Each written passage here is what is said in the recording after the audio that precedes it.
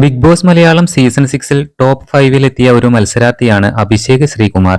Wild കാർഡായി വന്ന് നിരവധി ആരാധകരെ സ്വന്തമാക്കാൻ അഭിഷേക് ശ്രീകുമാറിന് സാധിച്ചിട്ടുണ്ട്.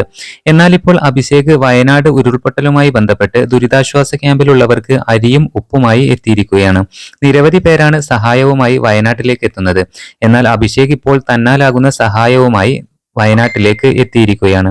അരിയും ഉപ്പുമായി അഭിഷേക് വന്നിരിക്കുകയാണ്. എന്നാൽ സാധനങ്ങൾ വാങ്ങിക്കുന്നതും അത് കളക്ട് ചെയ്ത് കളക്ഷൻ സെന്ററിൽ എത്തിക്കുന്നതുമെല്ലാം അഭിഷേക് വീഡിയോയിൽ കാണിക്കുന്നുണ്ട്. വയനാട്ടിലെ അവസ്ഥ വെച്ച് ഇതൊന്നുമാകില്ല എന്നും തന്നാലാകുന്നത് കൊടുക്കുകയാണ് എന്നും അഭിഷേക് പറയുന്നു.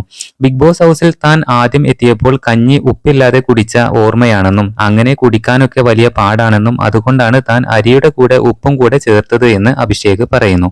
എല്ലാവരും ഒറ്റക്കെട്ടായി ജാതിയും മതവും രാഷ്ട്രീയവും ഒന്നും തന്നെ നോക്കാതെ ഇങ്ങനെ സഹായത്തിന് ഒരുമിച്ചിറങ്ങുന്നത് തന്നെ സന്തോഷിപ്പിക്കുന്നു എന്നും അഭിഷേക് വ്യക്തമാക്കി.